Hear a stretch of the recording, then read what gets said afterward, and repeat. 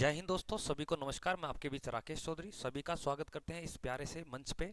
तो जितने भी विद्यार्थी एसएससी जीडी 2024 के लिए एक सपना देखा है कि अपनी माता पिता का सपना पूरा करना है, तो अभी से आपने मॉडल पेपर या आपके मॉक टेस्ट जिसने एक नहीं लगाया तो डिस्क्रिप्शन में उसका लिंक मिल जाएगा। तो मॉडल टेस्ट पेपर को या मॉक टेस्ट पेपर को आप लगाइए पहले। और ये जो मॉक टेस्ट आपको 2 नज़र आ रहा है ये आपको ध्यान देना है, जिसमें जीके जीएस से रिलेटेड आपके टीसीएस पैटर्न पर आधारित संभावित प्रश्न को उठाया गया है, जो आपके 20 फरवरी से लेकर 12 मार्च के बीच में जितने भी एसएससी जीडी के जो एग्ज़ाम होंगे उसमें आपको ये सारे के सारे क्वेश्चन देखने को मिलेंगे। तो ईमानदारी से विद्यार्थी बताना कि सर हमारे 20 में से कितने राइट है, यानी कि 20 में से आपके कितने परसेंट राइट होते हैं। अगर जिस विद्यार्थी के 20 में से 20 क्वेश्चन राइट होते हैं वो कमेंट करके ज़रूर बताना दोस्तों, उसके लिए एक छोटा सा इनाम भेंट किया था ईमानदारी से। ये नहीं है कि तुक्के मार के सर मेरे 20 में से 20 मिल गए। तो ईमानदारी से इस पूरे मॉक टेस्ट को आप लगाइए। तो मॉक टेस्ट 2 है ये आपके सामने। जिसने मॉक टेस्ट 1 को नहीं देखा तो डिस्क्रिप्शन में जाकर उसके लिंक को क्लिक करके आप देख सकते हो। तो मॉक टेस्ट 1, मॉक टेस्ट 2, इस प्रकार के मॉक टेस्ट आपके सामने मैं लेके आऊंगा। किसके लिए? स्पेशल जीके के लिए। तो आपको इतना पता चल जाएगा सर हमने जीके में कितना पढ़ा है कितना नहीं पढ़ा। अगर जीके में जिसका स्कोर 10 प्लस आपका स्कोर आ रहा है तो आपकी तैयारी बहुत ही बढ़िया चल रही है, तो निराश बिल्कुल नहीं हो रहा। तो देर रात तक जितने विद्यार्थी पढ़ते हैं उनके लिए भाई एक ये बहुत ही रामबाण तरीका है जीके को चेक करने का, यानी कि मॉक टेस्ट लगाकर। तो देखिए आज का जो मॉक टेस्ट है उसमें हमने को क्या देखना है। पहला क्वेश्चन, फर्स्ट क्वेश्चन क्या दिखाई दे रहा है? तो मॉक टेस्ट 2 देखिए। पर्सन में थोड़ा सा जूम कर देते हैं, इसको छोटा कर लेते हैं थोड़ा सा, देखिए एक बार। हाँ, पर्सन में क्या देगा? वीटी कल्चर या अंगूर की खेती। देखो पर्सन सिंपल सा नहीं है, पर्सन थोड़ा सा घुमा के दे रखा है। अगर आपसे ये पूछता कि वीटी कल्चर यानी कि किससे संबंधित, तो आप बोलते अंगूर की जो खेती होती है उसको वैज्ञानिक विधि के नाम में क्या बोलते हैं? विटीकल्चर। विटीकल्चर या अंगूर की खेती निम्नलिखित में से किस क्षेत्र की विशेषता है, यानी कि भारत के वह कौन से क्षेत्र में विटीकल्चर या अंगूर की खेती होती है? तो आप बोलोगे सर ये मुंबई महाराष्ट्र यानी कि नासिक में बहुत फेमस है विटीकल्चर। तो आपको ध्यान देना है, इस प्रकार की खेती को हम क्या बोलते हैं? अर्ध शुष्क कृषि में गिना आता है। अर्ध शुष्क, तो इसका जो विशेषता है वो कैसी है? ये अर्ध शुष्क में आती है, शुष्क में मत करना, अर्ध शुष्क में करना, यानी कि। तो यहाँ पे राइट उत्तर क्या हो जाएगा आपका? ऑप्शन संख्या डी, यानी कि पहला क्वेश्चन जिसने डी उत्तर दिया बिल्कुल राइट पर्सन। तो कॉपी पेन साथ रखे अपने मॉक टेस्ट को जानने के लिए। अगले प्रश्न को देखिए। अगले प्रश्न में क्या दिया गया है? वेरी वेरी मोस्ट इंपोर्टेंट प्रश्न है। प्रश्न क्या कहता है कि संविधान संविधान कब अपनाया गया? यहाँ पे ये पूछा है संविधान कब अपनाया गया है।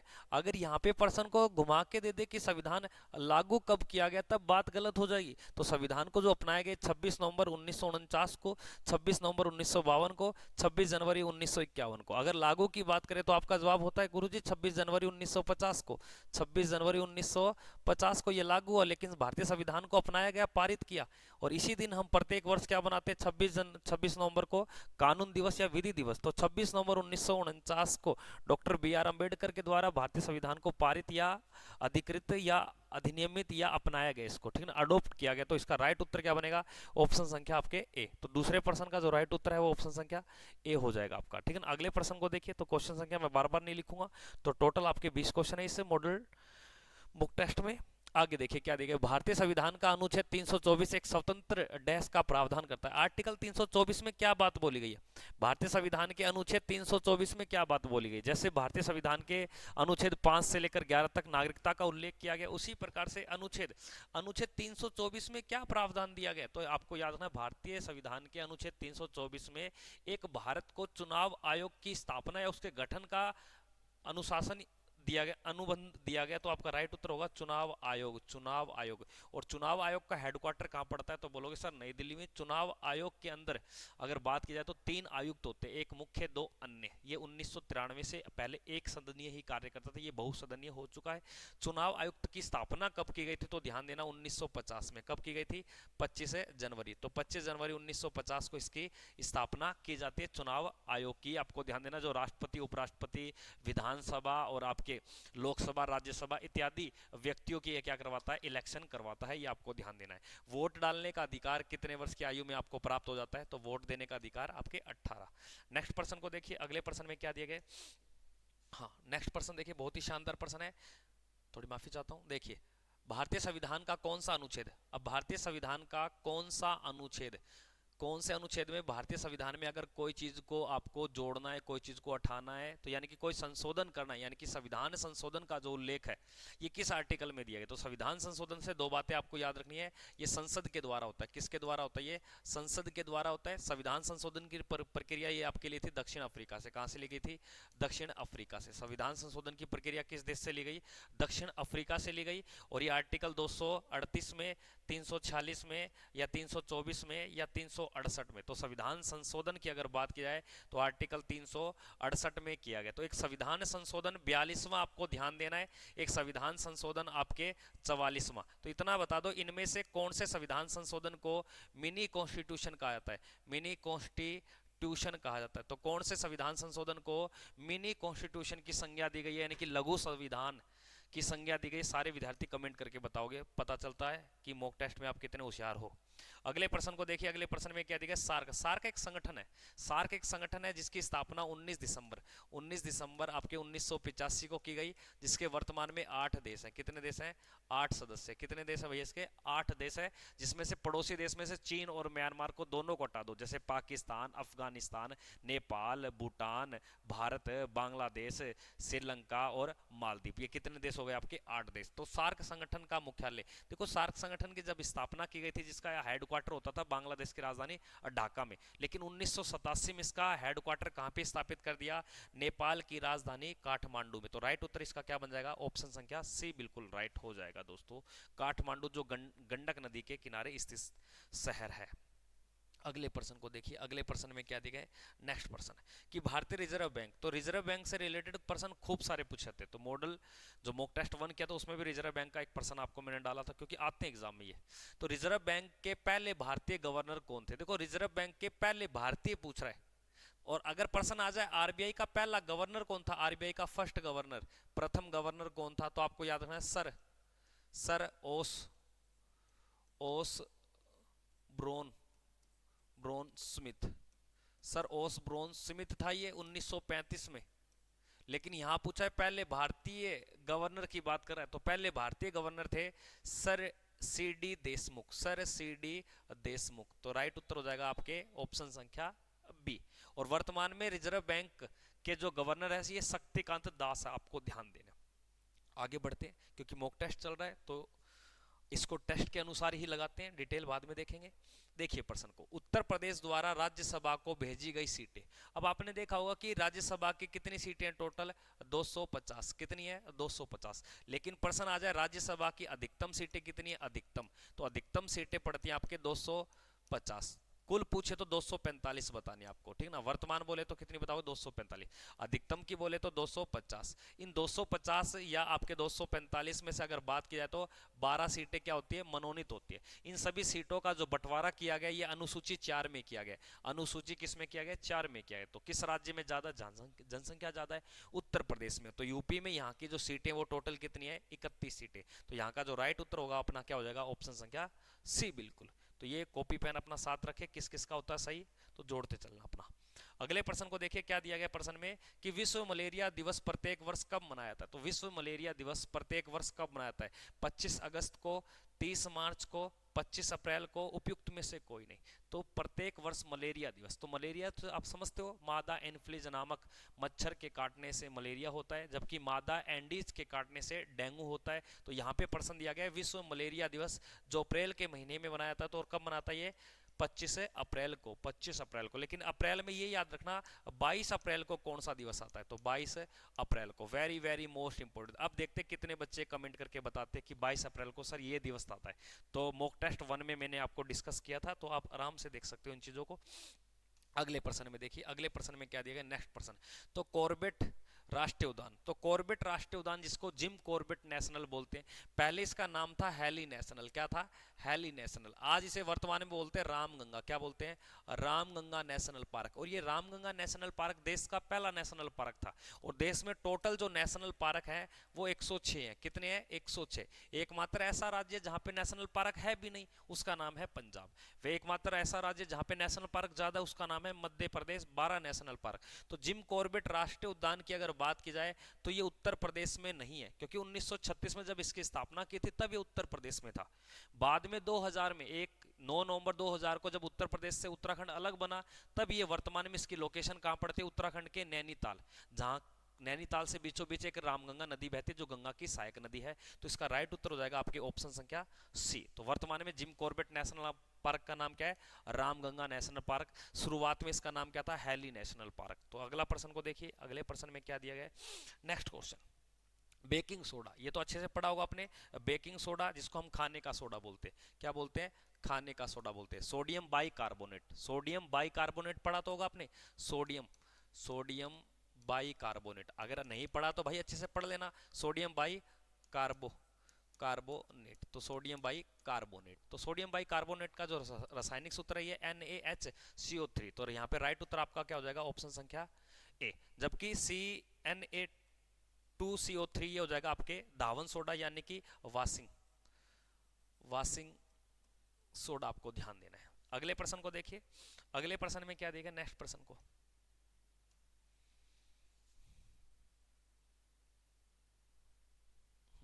वायुमंडल की वह परत जिसमें ओजोन परत पाई जाती है। ओजोन परत को सुना होगा, पृथ्वी के वायुमंडल का सुरक्षा कवच। तो पृथ्वी के वायुमंडल का सुरक्षा कवच किस परत को बोलते हैं, ओजोन परत को बोलते हैं। ओजोन परत यानी कि O3। और इसका दिवस कई बार पूछा था एग्जाम में, तो ध्यान देना 16 सितंबर को। कब आता है, 16 सितंबर को ओजोन संरक्षण दिवस मनाता है।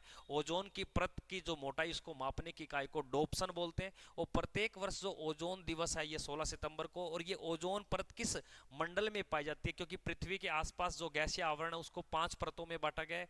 शोभ मंडल, समताप मंडल, मध्य मंडल, आयन मंडल, बहिर्मंडल। कितनी परतें हो गई, 5। तो ये पाई जाती है आपके समताप मंडल में। कहां पाई जाती है, समताप मंडल में। ऑप्शन संख्या आपके क्या हो जाएगा, डी ऑप्शन बिल्कुल राइट हो जाएगा। अगले प्रश्न को देखिए, अगले प्रश्न में क्या दिया गया, नेक्स्ट प्रश्न को देखिए फटाफट। अंतरराष्ट्रीय न्यायालय, अब एक आपने पढ़ा होगा, एक संगठन है यूएनओ, क्या है, यूएनओ। अब यूएनओ के टोटल जो अंग है, इसके पार्ट है, इस टोटल अंग कितने हैं, 6 है। इसमें 6 में से एक अंग, जो एक अंग है दोस्तों, उसका नाम है अंतरराष्ट्रीय न्यायालय। जिनके बाकी 5 अंग, बाकी जो 5 अंग है, 5 अंग, उनका हेडक्वार्टर की अगर बात की जाए तो ये आपके न्यूयॉर्क में पड़ते हैं। कहां पड़ते हैं, न्यूयॉर्क, न्यूयॉर्क में। लेकिन एक अंग का जो मुख्यालय है ये कहां पड़ता है, आपके द नीदरलैंड हैग में। तो यानी कि हैग या नीदरलैंड बता सकते हो अंतरराष्ट्रीय न्यायालय। अब इस अंतरराष्ट्रीय न्यायालय के अंदर जो न्यायाधीश है, न्यायाधीश, अगर प्रश्न आता है कि न्यायाधीश की अगर बात की जाए तो ये कितने वर्ष के लिए काम करते हैं, तो इनका वर्ष हो जाएगा आपके सर, ये 9 वर्षों के लिए कार्य करते हैं। लेकिन न्यायाधीशों की यहाँ पे संख्या की वही कई बार प्रश्न आता है, तो संख्या थी इनकी 15। कितनी की थी, 15। और अंतरराष्ट्रीय न्यायालय में पहला बनने वाला भारतीय जो न्यायाधीश था वो डॉक्टर नागेंद्र सिंह, और ये राजस्थान से संबंध रखता था। कहां से, राजस्थान से। अगले प्रश्न को देखिए, अगले प्रश्न में क्या देगा, नेक्स्ट क्वेश्चन। क्वेश्चन क्या कहता है, ध्यान से पढ़ना। राष्ट्रीय मानवाधिकार, राष्ट्रीय मानवाधिकार आयोग की स्थापना किस वर्ष की गई, राष्ट्रीय मानवाधिकार, नेशनल ह्यूमन जो राइट्स डे। तो अंतरराष्ट्रीय मानवाधिकार की अगर बात की जाए तो ये 1948 में की गई थी। तो ये कहां से की गई थी, पेरिस से की गई थी, ठीक है ना, पेरिस से की थी। लेकिन भारत में राष्ट्रीय मानवाधिकार आयोग की जो स्थापना की जाती है ये 1993 में। कब की जाती है, 1993 में 12 अक्टूबर को। कब की जाती है, 12 अक्टूबर को। लेकिन अंतरराष्ट्रीय जो मानवाधिकार दिवस की अगर बात आ जाए कि सर इसका दिवस किस तारीख को आता है, तो आप बताओगे 10 दिसंबर को। तो यानी कि इंटरनेशनल ह्यूमन राइट्स डे कब बनाया था, 10 दिसंबर को। इस प्रश्न में क्या देगा, राष्ट्रीय मानवाधिकार आयोग की स्थापना आप बोलोगे 1993 को, 1993 को। तो राइट उत्तर हो जाएगा यहाँ पे 1993। देखो 2005 की कहानी क्या है, 2005 की कहानी आपको ध्यान देना है कि यहाँ पर एक प्रश्न बनेगा कि जो RTI यानी कि right to education, sorry right to information, सूचना का अधिकार, जो सूचना का अधिकार है ये कब लागू होता है, 2005 में। ये बहुत बार प्रश्न आता है, ये इंपॉर्टेंट प्रश्न, ध्यान देना। अगले प्रश्न को देखिए, अगले प्रश्न में क्या दिया गया, नेक्स्ट क्वेश्चन, कि संयुक्त राष्ट्र संघ का स्थापना कब की गई। जो संयुक्त राष्ट्र संघ है, यूनाइटेड नेशनल ऑर्गेनाइजेशन, को कब लागू किया गया, और इसके वर्तमान में टोटल कितने सदस्य हैं, 193 सदस्य हैं संयुक्त राष्ट्र संघ। और संयुक्त राष्ट्र संघ का जो दिवस बनाया था वो कब बनाया था, 24 अक्टूबर को। और ये संगठन कब बना था, 1945 में। कब बना था, 1945 में। तो यहाँ पे राइट उत्तर क्या हो जाएगा, 24 अक्टूबर 1945। तो यहाँ अक्टूबर याद रखना है। तो ऑप्शन संख्या आपके ए नहीं सी होगा। तो कई बच्चे 1945 देखकर आप बोल दो कि सर यही है, नहीं 24 अक्टूबर है, 24 जनवरी नहीं है। कितने सदस्य हैं, 193। इसका हेडक्वार्टर कहाँ पड़ता है, न्यूयॉर्क में पड़ता है। अगले प्रश्न को देखते हैं। हाँ, फटाफट से। अलकनंदा और भागीरथी नदियां गंगा नदी को बनाने के लिए डैश के पास मिलती है। अब एक बात बताइए, जो गंगा नदी जब प्रारंभ होती है तब इसको भागीरथी बोलते हैं, तो वहीं एक आपके उत्तर दिशा की ओर एक नदी आती है जिसका नाम है अलकनंदा। तो ये दोनों जहां पे मिलती है उसके बाद की जो नदी है वो क्या कहलाती है? गंगा। तो इस जो मिलन स्थान को क्या कहा जाता है, यही तो पूछा है। ये उत्तराखंड में 5 आपके प्रयाग पड़ते हैं, जैसे विष्णु प्रयाग, कर्ण प्रयाग, नंद प्रयाग, आपके रुद्र प्रयाग, देव प्रयाग, ठीक है ना। तो ये सारे 5 प्रयाग कहाँ पड़ते हैं? आपके उत्तराखंड में। और जो गंगा नदी और भागीरथी, सॉरी, भागीरथी और अलकनंदा दोनों के मिलने के बाद में क्या कहलाती है? गंगा। तो इन मिलन स्थान का नाम क्या है? देवप्रयाग, उत्तराखंड में। ये आपको ध्यान देना है। अगले प्रश्न को देखिए, नेक्स्ट प्रश्न में क्या दिया गया, बहुत ही अच्छा प्रश्न है। संविधान सभा के लिए चुनाव कब किया गया? अब संविधान सभा के लिए आपने देखा होगा, कॉन्स्टिट्यूशन असेंबली जो बनाई गई थी, संविधान सभा का जो चुनाव किया गया था, तो ये एक वयस्क मताधिकार के अनुसार किया गया। ये बात किसने बोली थी? पंडित जवाहरलाल नेहरू के अनुसार 1938 में बोली गई थी। भारतीय संविधान एक वयस्क मताधिकार के अनुसार बनाएगा, जिसमें निर्वाचित और मनोनीत दोनों प्रकार के सदस्य हमें देखने को मिलते हैं। निर्वाचित सदस्य जो ब्रिटिश प्रांतों से 296 सदस्य, मनोनीत सदस्य जो देशी रियासतों के 93 सदस्य हमें देखने को मिले। जब संविधान सभा का गठन किया गया तो कुल कितने सदस्यों ने पार्टिसिपेट हो गए थे इसमें? 389 सदस्य। लेकिन जब संविधान अपनाया गया तब कितने सदस्य रह गए थे? 284। तो कई बार ये प्रश्न आता है कि जब भारतीय संविधान सभा बने तो सदस्य संख्या कितनी थी? इतनी। तो जब संविधान को अपनाया गया तब संविधान सदस्य संख्या कितनी थी? 284। तो ध्यान देना है, संविधान सभा के जो चुनाव हुए थे ये जुलाई मंथ में। कब हुए थे? आपके जुलाई मंथ में। और चुनाव का जो प्रकार है वो कैसा है? अप्रत्यक्ष चुनाव। आपको ध्यान देने, सदस्य कहते थे मनोनीत और निर्वाचित। महिलाओं की संख्या कितनी थी इसमें से?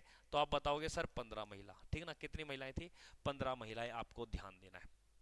अगले प्रश्न में देखते हैं, अगले प्रश्न में क्या दिया गया है। नेक्स्ट प्रश्न, हाँ, प्रसिद्ध हड़प्पाई स्थल लोथल और धोलावीरा डैश राज्य में पड़ते हैं। अब इसने क्या दिया गया, एक लोथल है, लोथल नामक एक स्थल है, और एक धोलावीरा है। धोलावीरा आपको ध्यान देना, यहाँ पे जल निकासी प्रणाली की व्यवस्था मिली है। और बताते धोलावीरा का अर्थ होता है सफेद रंग का कुआं, और लोथल आपके पड़ता है भोगवा नदी के किनारे। तो ये दोनों कहाँ पड़ते हैं? आपके गुजरात में। कहाँ पड़ते हैं?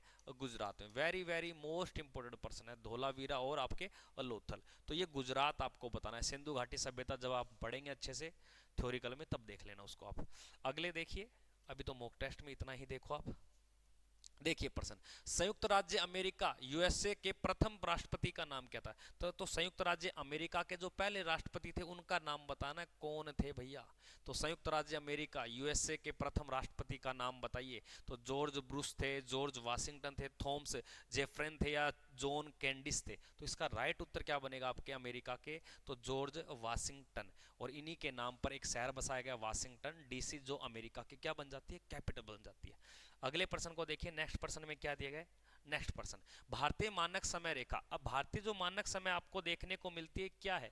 भारतीय मानक समय रेखा सर एक 82.5 डिग्री पूर्वी देशांतर रेखा है, जिसके माध्यम से हम भारत का एक मानक समय माना जाता है। क्या मानाता है? मानक समय मानाता है पूर्वी देशांतर। और ये पूर्वी देशांतर रेखा की तुलना किससे कर दी? 0 डिग्री देशांतर से। किससे कर दी? 0 डिग्री देशांतर, जिसको जीएमटी बोलते हैं। क्या बोलते हैं? जीएमटी, ग्रीनविच मीन टाइम रेखा, जो अंतरराष्ट्रीय एक आपके क्या है? टाइम रेखा, एक समय रेखा है। और ये कहां से गुजरती है? लंदन से गुजरती है। वहां से भारत का समय देखा जाए तो कितने घंटे आगे है? 5.5। ये आगे वाला शब्द याद रखना कि ग्रीनविच टाइम रेखा से भारत कितने घंटे आगे? आगे पढ़ना है। और कितना घंटे पढ़ोगे? 5.5 घंटे आगे। ये आपको ध्यान देना, ये प्रश्न हो जाएगा। तो भारतीय मानक समय रेखा से लंदन का समय कितना हो जाएगा? 5.5 घंटे पीछे। अगले प्रश्न को देखिए, अगले प्रश्न में क्या दिया? नेक्स्ट प्रश्न देखिए, वर्ष 1955 में